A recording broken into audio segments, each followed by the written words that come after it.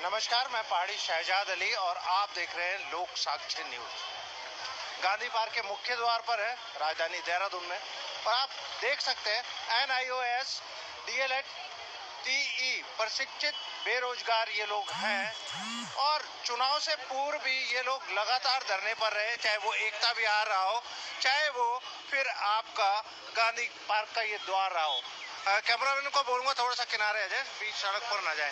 और मैं आपको दिखा रहा हूँ कि पीछे आज फिर एक बार ये यहाँ पर सचिवालय कूच के लिए तैयार है। और आप देख रहे होंगे इन लोगों ने सब ने जूते उतार दिए हैं। इनका कहना है कि नंगे पैर ही जाएंगे। और क्या कुछ रहा इस बीच, क्योंकि नवंबर दिसंबर में भी आप धरने पर थे और अब यहाँ पर एक बार फिर धरने पर है और आज सचिवालय जा रहे हैं। क्या कुछ रहा इस बीच, हाई कोर्ट या शासन प्रशासन से आपकी किस तरह की वार्ता हुई है?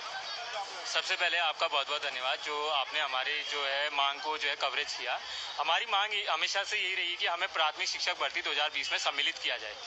और अभी हमारा जो मामला है हाई कोर्ट में भी चल रहा था और हाई कोर्ट से जो है हमें इंटरिम रिलीफ मिली है 28 अप्रैल को कि हमें जो है काउंसलिंग में शामिल किया जाए। और हम कोई आदेश है आपके? जी हमारे पास आदेश लेकर के आए आप लोग? जी। अच्छा, ठीक है। तो हमारे पास आदेश है 28 अप्रैल का, जिसमें हाई कोर्ट ने साफ साफ निर्देश दिए हैं कि जब तक इनका फाइनल ऑर्डर नहीं हो जाता इनको काउंसलिंग में शामिल करिए और इंटरिम रिलीफ चाहिए है। लेकिन जो है शासन और प्रशासन के स्तर से कोई भी ठोस कार्रवाई नहीं की गई है अभी तक। और इसी के लिए हम अपनी मांग को लेकर आज सड़कों पे हैं और सचिवालय कूच करने के लिए मजबूर हुए हैं। नहीं, माननीय हाई कोर्ट से जो माननीय उच्च न्यायालय से आपको कब मिला रिलीफ? 28 अप्रैल। 28 अप्रैल को तो अभी महीना हुआ है। तो शासन प्रशासन में फाइलें चलने में टाइम लगता है, अभी समय लगता है, अभी महीना भी कहाँ हुआ है। एक्चुअली क्या है कि हमारी जो नेक्स्ट हियरिंग है वो 13 जून की है और 13 जून तक जो है जो शासन प्रशासन है उन्होंने जो है काउंसलिंग में हमें सम्मिलित करना है और ये हाई कोर्ट का निर्देश है। लेकिन अभी तक कोई भी प्रक्रिया शुरू नहीं हुई है। जून तक? हाँ, ना तो इन्होंने अभी तक प्रत्यावेदन लिस्ट निकाली है, ना कोई काउंसलिंग की कोई लिस्ट बनाई है। तो हमारी यही मांग है कि जल्द से जल्द इस और ठोस कदम उठाए शासन प्रशासन स्तर से। आप लोगों ने चुनाव से पूर्व अगर कहें तो एकता विहार में एक लंबा धरना दिया, उसके बाद आप गांधी पार्क पर भी फिर दोबारा बैठे, फिर धरना दिया। कई बार आपने सचिवालय कूच किया, कई बार आपने जो है मुख्यमंत्री आवास कूच किया। इस बीच फाइल आपकी जो थी माननीय उच्च न्यायालय के पास में थी, उच्च न्यायालय से भी आपको निर्णय जो है आप कह रहे हैं कि आपके फेवर में आ गया है, पक्ष में आया है। तो क्या लगता है अब शासन प्रशासन की क्या शासन प्रशासन गंभीर नहीं है इस मुद्दे पे, या फिर कहाँ बात हुई है आपकी?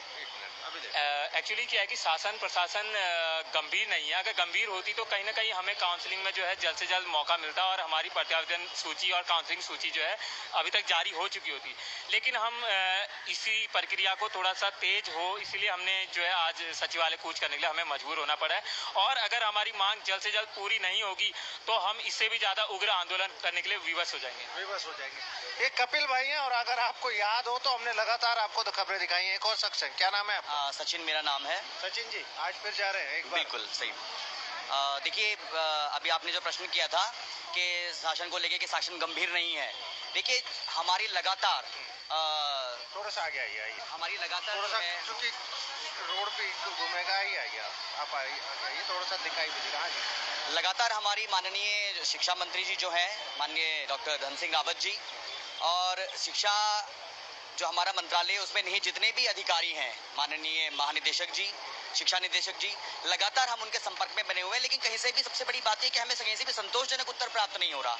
माननीय अगर हम मंत्री जी के पास जाते हैं तो कहते हैं आप निदेशालय जाइए, आप सचिवालय जाइए, वहाँ जाके पता कीजिए। हम लगातार क्या कहते हैं, शासन को आदेश कर रहे हैं, ये कर रहे हैं। वहाँ जाके बात करते हैं निदेशालय में तो कहते हैं कि अभी आपकी फाइल सचिवालय से ही नहीं निकली है, वो अभी आपका विधि विभाग में है। विधि विभाग से हम पता करते हैं अगर सचिव स्तर से तो वो कहते हैं अभी प्रक्रिया चल रही है। तो कहने का मतलब है कि हमें कहीं से भी संतोषजनक उत्तर प्राप्त नहीं हो रहा है कि वास्तविकता हो क्या रही है, इसमें इतनी लेट लतीफी हो क्यों रही है।